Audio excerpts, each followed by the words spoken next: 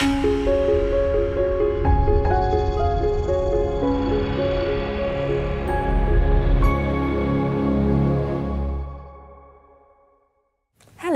welcome to Borderlex. Let me walk you through a few of the EU's hot trade policy files. The Commission is a bit in a race against time in its current trade strategy. Following the election of US President Donald Trump, the EU has been trying to take the lead globally in championing open and rules-based trade.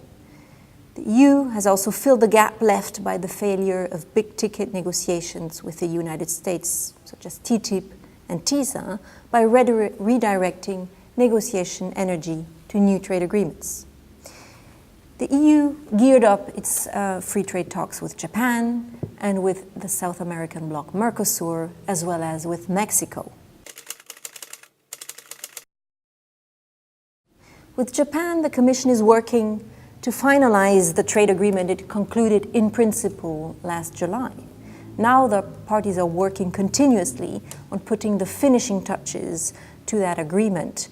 There are still many areas that it resolving, including in topics like trade in agriculture. So getting to a final deal is not very easy and hard work. Last summer, Tokyo and Brussels also left out two very sensitive topics: investor-state dispute resolution and the principle of free data flows. These issues are not fully resolved, and they're probably not going to be resolved by the end of the year or early next year, when the two want to clinch the agreement. In some ways, they're trying to kick the can down the road. The EU is working to grant Japan, for example, an equivalency status for its data privacy regulations, so saying its laws are equivalent to the EU's. So this could pave the way afterwards to a deal on free data flows. Also, the EU has offered Japan to reopen negotiations on free data flows 3 years after the agreement comes into force. There are 20 EU member states, that's a big number, that want the Commission to shorten that three-year time period. But France and a handful of other smaller countries do not want this, and nor does the cabinet of the Commission President, Jean-Claude Juncker, go down that path either. So the situation is a bit blocked.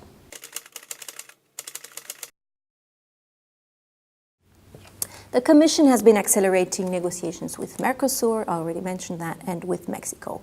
With Mexico, the EU is modernizing an existing agreement, and given that the future of NAFTA, the big North American free trade area, is potentially in danger and could be terminated by the Trump administration, Mexico is really very motivated to reach a deal with the EU, just as to diversify its export options. But it will not be easy for both sides to conclude in the time frame the Commission has set, which is by the end of this year, or perhaps early next year. There's still about 19 chapters left to finalize, so that would mean a lot of intensive work. And there's also some sensitive market access issues to discuss, from public procurement in federal states in Mexico to opening EU agriculture markets in areas like meat or sugar. With Mercosur, the aim is actually to finalize a very old negotiation that had initially started in the 1990s.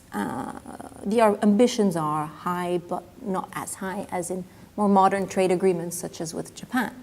The problem with Mercosur is also an old one, is that farmers in France, Ireland, and in other countries are up in arms against this, because they're afraid that the fact that the EU will have to offer Brazil in particular bigger quotas for imports of sugar, ethanol, and of beef could destabilize their business and their livelihoods. And the France President Emmanuel Macron has taken up their cause and calling for a delay in the negotiations. The farmer issue is also complicating current EU plans to launch new free trade agreements, notably with Australia and New Zealand, and to a lesser extent with Chile.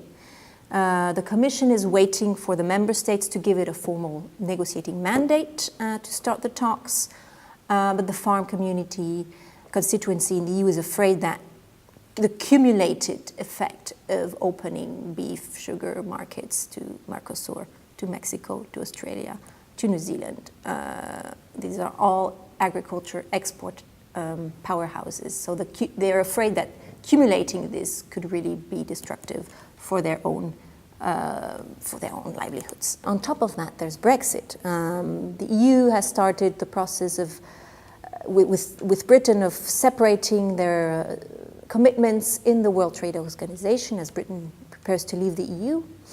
One of the sensitive topics there is how to split those quotas that already exist on precisely topics like beef.